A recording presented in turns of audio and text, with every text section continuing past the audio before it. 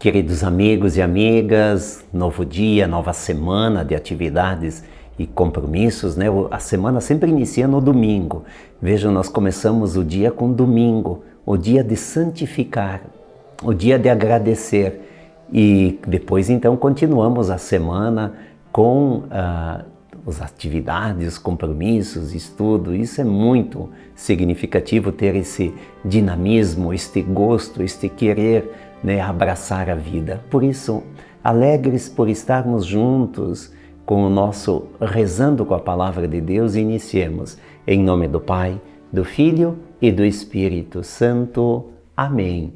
E a palavra de Deus desta segunda-feira, 13 de março, é de Lucas, capítulo 4, versículos de 24 a 30. O Senhor esteja convosco, Ele está no meio de nós. Proclamação do Evangelho de Jesus Cristo, segundo Lucas. Glória a vós, Senhor. Jesus, vindo a Nazaré, disse ao povo na sinagoga: em verdade eu vos digo que nenhum profeta é bem recebido em sua pátria. De fato, eu vos digo, no tempo do profeta Elias, quando não choveu durante 3 anos e 6 meses, e houve grande fome em toda a região, havia muitas viúvas em Israel. No entanto, a nenhuma delas foi enviado Elias, senão a uma viúva que vivia em Sarepta, na Sidônia. E no tempo do profeta Eliseu, havia muitos leprosos em Israel. Contudo, nenhum deles foi curado, mas sim Naamã, o sírio. Quando ouviram estas palavras de Jesus, todos na sinagoga ficaram furiosos. Levantaram-se e o expulsaram da cidade. Levaram-no até o alto do monte sobre o qual a cidade estava construída, com a intenção de lançá-lo no precipício. Jesus, porém, passando pelo meio deles, continuou o seu caminho. Palavra da salvação. Glória a vós, Senhor. A palavra de Deus, ela sempre nos surpreende. Como é significativo, né, permitir que a palavra de Deus esteja dentro de nós, né, e que ela faça esse movimento de vida, Jesus era um conhecedor detalhado, assim, ele tinha muitos detalhes no conhecimento da palavra de Deus. Por isso que a gente sabe, a última coisa que a gente sabe de Jesus é quando ele se perdeu aos 12 anos em meio aos doutores da lei no templo. Depois, quando é que Jesus volta à cena? Nos 30 anos. O que Jesus fez todo esse tempo? O pai era carpinteiro. Certamente ele ajudou ao pai nessa profissão. Mas depois, o que mais ele fez? Ele ia à sinagoga. Ele ia à sinagoga com os pais. Eles estudavam o livro sagrado. E no livro sagrado tinha toda a história dos profetas. E Jesus foi entendendo esta história, foi vendo e cada vez mais se apropriando. E ele era Deus, sim, mas também humano. Logo, ele também se dedicou ao estudo de tudo o que existia de sagrado até então. E Jesus, ele mesmo se localizou em meio a toda aquela história como a realização das promessas do Pai. Jesus é a realização das promessas do Pai. Por isso que no Evangelho de hoje, Jesus está diante de quem? Toda vez que a gente lê a palavra de Deus, temos que também lembrar que tinha uma oposição contínua, uma oposição de alguém que estavam sempre questionando Jesus, cuidando, criticando. Eles faziam uma confusão para pegar Jesus e ter motivo para condená-lo. E olha só, Jesus lembra de que ele está em Nazaré, na sua região, mas ele não consegue fazer muitos sinais. Por quê? Porque eles não acreditavam que Jesus era o enviado do Pai. O que eles conheciam? A história simples e humilde de José e de Maria e do menino que se chamava Jesus. O povo conhecia essa história e tinha dificuldade de entender que um humano poderia ser Deus.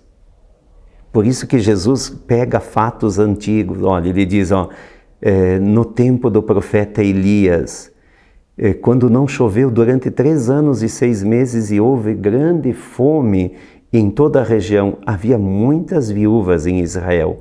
No entanto, a nenhuma delas foi enviado a Elias, a não ser a viúva de Sarepta, da Sidônia. O que Jesus quer dizer isso? Que o fato de não ser aceito como filho de Deus, isso não era novidade. Por quê? Porque antes dele já tinha acontecido isso. Então, a aceitação de Jesus é uma questão pessoal, cada um deve buscar Jesus, mas é também uma decisão que muitas vezes tem como germe a própria família. Uma família de fé sempre vai ser um espaço favorável para que as pessoas tenham também fé. Bom, Jesus foi expulso de Nazaré por quê? Porque eles não entendiam que um humano pudesse se dizer Deus. Para eles era o fim, era uma blasfêmia. Jesus não desiste, mesmo sabendo que lá estavam as pessoas com as quais ele já havia feito trocas. E aí, o que ele diz? Um profeta só não é aceito na sua terra. Como é que nós dizemos na nossa linguagem? Santo de casa não faz milagres. E olha, não é novidade isso. Às vezes alguém fora de casa diz alguma coisa e a mesma coisa tinha sido dita dentro de casa. Quem tem mais valor? O de fora de casa. Jesus não era de fora, era da casa. E, no entanto, a palavra dele para os seus conterrâneos não teve valor. Só foi ter valor depois da ressurreição. Que o Senhor nos dê sempre um respeito profundo diante da palavra dele. E que o Senhor também nos dê a graça de compreendermos, de abrirmos nossos horizontes e não ficarmos presos. Nós temos que aprender a acolher as manifestações contínuas de Deus. Dia após dia, dia após dia, Ele se manifesta. E claro, o centro da manifestação, o auge, a culminância da manifestação foi em Jesus, na pessoa de Jesus. E Ele, para que nós não perdêssemos o ritmo de buscá-lo, Ele se fez pão, alimento. Então Ele também para nós é o centro e sempre será o centro de tudo aquilo que nós buscamos, o divino no humano. Rezemos agradecidos. Pai nosso que estais nos céus, santificado seja o vosso nome, venha a nós o vosso reino, seja feita a vossa vontade, assim na terra como no céu.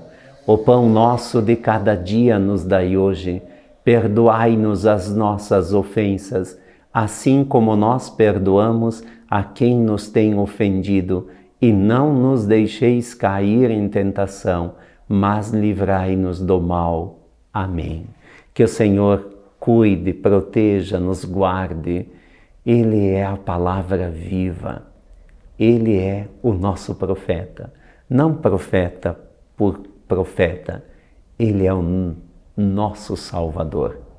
E porque é o nosso Salvador, é Ele quem profetiza dia após dia em nossa vida. O Senhor esteja convosco, Ele está no meio de nós. Sobre todos nós desça a bênção de Deus, Pai, Filho e Espírito Santo. Amém. Um abraço a todos, paz e bem, santa alegria.